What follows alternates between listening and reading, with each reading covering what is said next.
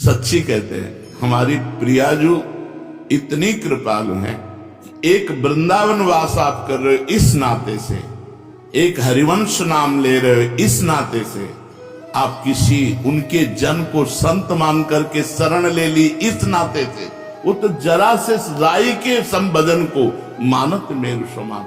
कल्याण होना नहीं है, हम कल्याण स्वरूप हैं, हम इसको पकड़े हैं, इसी को छोड़ दो, खत्म खेल हो गया। हम नहीं छोड़ पा रहे हैं, अगर जोरदार हमको पकड़ के घसीटे तो मैं आज सहित हम चले जाएंगे। तो माया जोरदार है, लेकिन है किसकी हमको ये बताओ। मेरे प्रीतम की ही तो है ना, मेरे प्रभु की ही तो है ना, मेरे ही प्रभु की। अगर किसी पड़ोसी की होती तो डरने की बात थी, मेरे ही प्रभु की माया और मैं अपने प्रभु की शरण में हूं। अब वो जैसे चाहे तैसे हमको चलावें और जैसे चाहे वैसे हमारा निस्तार करें, हम तो उनके गले पड़ गए।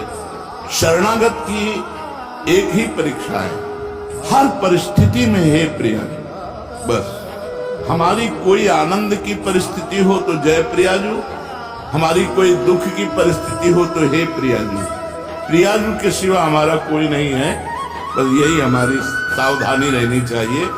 हम कुछ करते हैं ये हमारा बल नहीं है, हम जिनके हैं वो हमारा बल है, बस ये बात अंदर से समझते रहना। हम कुछ करते हैं करके प्राप्त करेंगे ऐसी हमारी आशा नहीं है।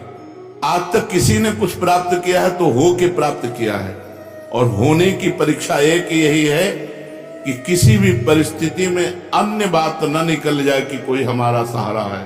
बस मेरे तो जय गिरधर गोपाल दूसरों न कोई, जैसे मीरा जी, दूसरों न कोई, शरीर भी नहीं, तभी जहर दिया गया पी गई, दूसरों न कोई, गिरधर के सिवा कोई नहीं। अगर गिरधर का चरणामृत करके तुम जहर दे रहे हो तो वो भी स्वीकार है। हमारी केवल आश्रय वस्तु है, हम किसी योग्य नहीं है, हम में कोई योग्यता नहीं है, केवल आश्रय है। और ये साधन का प्राण है, साधन हो रहा है और भगवत शरणागति नहीं, भगवत कृपा बल नहीं, तो साधन होते हुए भी वो साधन ही न है जिससे भगवत प्राप्ति होती है। साधन का विघ्न क्या है? साधन का सबसे बड़ा विघ्न है साधन का अभिमान होना। भगवत स्मरण से भगवान की प्राप्ति होती है। भगवत स्मरण उसी का चलता है जो तृणादपिषु नीचे अपने को दीन मानता है। माना ब्रह्म ज्ञान के मार्ग में वो सबको अपनी आत्मा देखता है, भक्ति सबको अपना इष्ट देखता है, कहीं प्रश्न बनता ही नहीं है। अगर वो प्रश्न करता है तो अभी खुद प्रश्न में फंस गया हो। ज्ञानी की दृष्टि में सर्वम खलमिदं ब्रह्म, भक्ति की दृष्टि में वासुदेवा सर्वम, श्री राम में सब जगह। सबसे बड़ा साधन का विघ्न है साधन का अहंकार हो जाना। साधना का अहंकार इतना श्रेष्ठ बड़ा होता है, इतनी कड़ुई होती है, पूछो ना। वही सबसे बड़ा विघ्न है भगवत प्राप्ति में। दूसरा खान पान, यदि आपका खान पान सही नहीं है तो आपकी साधना नहीं बनेगी। तीसरा मंत्र नाम में संदेह, पता नहीं इस नाम से होगा कि नहीं होगा, कहते हैं नाम जब करो इस नाम से तो पता नहीं इस मंत्र से होगा कि नहीं होगा। साधना में विघ्न, सदगुरु का अभाव, जिसके जीवन में सदगुरु नहीं उसकी साधना कभी सिद्ध नहीं हो सकती। सदगुरु हैं उनका अपमान कर दिया, कभी साधना सिद्ध नहीं हो सकती। ये साधना का विघ्न है।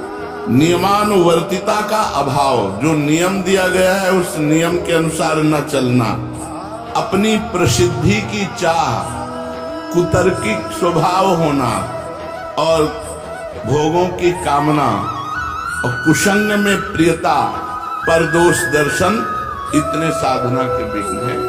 अगर इन विघ्नों से बचा जाए तो हमारी साधना आगे बढ़ेगी। तो साधना में सहायक क्या है? दैन्यता। सबसे पहली बात है दैन्य, सबसे झुक के रहो। सब में भगवान देखोगे तो झुकना आ जाएगा, सब में झुको, सबको प्रणाम करो। साधन में साधन का अहंकार ना होना, ये सबसे बड़ा सहायक है। आप जो साधन कर रहे हो उसका अहम नहीं होना चाहिए, दैन्य होना चाहिए। और सच्ची बात है, सही साधना होगी तो आपका हृदय दैन्य हो जाएगा, डरेगा कहीं कोई अपराध न बन जाए जो मेरा साधन रुक जाए। और हृदय एकदम इतना लुजलुजा हो जाएगा कि कोई आपको प्रणाम करेगा तो आपको संकोच लगेगा, आप नहीं समझते मैं अधम जीव हूं, मेरे पर क्यों ऐसा। वो तनिक भी लाख लोग मान बढ़ाई दे, वो अंदर रहेगा कि आप जानते नहीं हो, इसलिए मैं बहुत अधम हूं। अंदर उसके यही रहेगा, अस्मय अधम सकाफुल, ये अंदर बैठ जाएगा, ये भगवान की कृपा से बैठ जाएगा। दूसरा साहेब, नियम के अनुसार अपनी दिनचर्या पूरी करना, टाइम देना, ये साधक की गुणवत्ता है। जैसे 4 बजे से वाणी पाठ, तो 4 बजने में 5 मिनट बकाया है, वो आ गया। 4 बजने के बाद जो दिनचर्या शुरू हुई, जब सब संपन्न हो गई, प्रणाम किया, ग्रीवा नीचे की, चल दिया। 5 मिनट पे अपनी दिनचर्या में बड़ी प्रवीणता रखना, सत्कार दूसरों का करना, सब ही मान प्रदापमान, इससे साधना आपकी बढ़ेगी।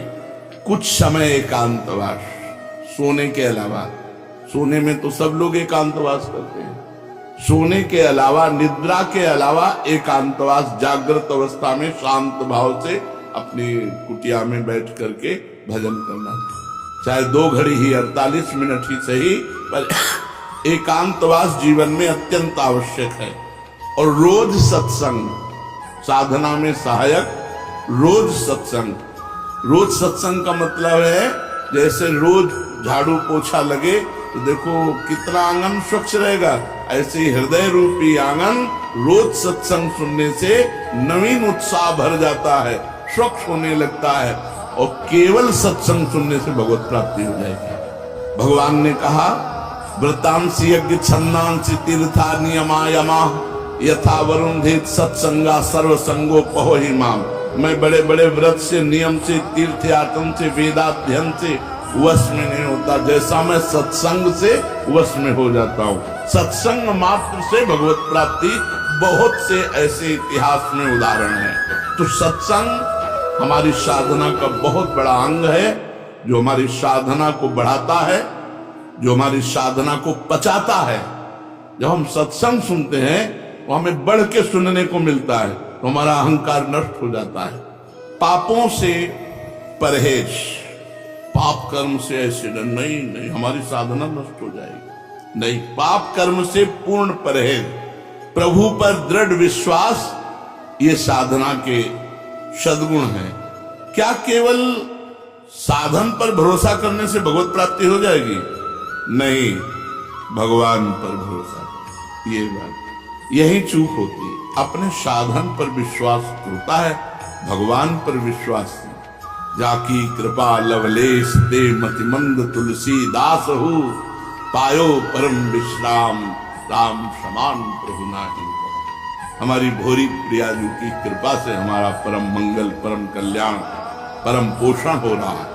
अब हम लोगों को कोई कल्याण की चिंता है क्या?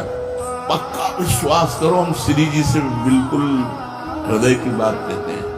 केवल आश्रय हो और अपना प्रयत्न असाधनों से बचने का हो, बस भगवत प्राप्ति हो जाए। भरोसा लाडली जी का हो, ध्यान रखना, भरोसा दृढ़ है कि बस मेरी लाडली, मेरी प्रिय, और बचो असाधनों से, पाप कर्म से बचो, प्रपंच से बचो। और जितना बने राधा नाम कर वृंदावन में बैठे हो, निश्चित भगवत प्राप्ति। यार भगवत प्राप्ति कोई बहुत बड़ी बात है क्या? कभी तुम फंसे ही नहीं, जो जड़ चेतन ग्रंथि है कभी लगी ही नहीं, मोक्ष भी एक, क्योंकि कभी बंधन हुआ ही नहीं। ये कब जाने? जब कृपा हुई, तब कृपा से समझ में आया। बिल्कुल निश्चिंत रहो, शरणागति का पूर्ण भाव रखो, अपने में मान की इच्छा ना रहे, दूसरों को मान दो, बिल्कुल शांत एकदम भोले बन करके रहो। हर जगह हार जाना सीखो। हार गए ना तो हरी मिलेंगे, और जीत गए ना तो जमपुर मिलेगा। जीते थे जमपुर और हारे से हरिलाम। बस हमारी बात मान लो, विश्वास करके बस अंदर बैठा लो कि हमसे तो कुछ होना नहीं। हमारी प्रियाजू की कृपा से ही हमारा कल्याण होगा। और होने में कमी नहीं रखना। जितनी जान हम में है, हम खूब राधा राधा जप रहे हैं, बुरे आचरणों से बचने की चेष्टा कर रहे हैं, फिसल जाएंगे तो गंदे होके फिर आपकी तरफ दौड़ेंगे, दिशा नहीं बदलेगी। अगर हम कीचड़ में गिरते हैं तो सने हुए आपकी तरफ भागेंगे, और अगर आपकी कृपा दृष्टि हो जाए तो कीचड़ वाला मार्ग ही नहीं मिलेगा हमें। पर अगर छोड़ दोगी तो हम कीचड़ में सने हुए भी आपकी तरफ ही भागेंगे, दूसरी जगह नहीं भागेंगे। आपका ही अब आश्रय है, आपका ही भरोसा है। यही है सार बात, हमारी बात समझ लो। हम बहुत साधन और सब दुनिया का खूब मेला देख के बात कर रहे हैं। खूब प्रसन्न रहो, भरोसे पे आनंदित रहो। ऐसे संतों से और ऐसे साधकों से बचो जो साधना अभिमानी है। परीक्षित जी से श्री सुखदेव जी कहते हैं, परीक्षित ये वो श्री कृष्ण हैं जिनके एक कृपा कटाक्ष से, एक संकल्प से सारे विश्व का परम मंगल हो जाए। और ये वो श्री किशोरी जी है जिनके कृपा कटाक्ष की याचना स्वयं श्री कृष्ण करते हैं। मांगत लाल लाडिलो नागर प्रगट भई, दिन दिन की चोरी दान दैरी नवल की। श्री लाडली लाल की।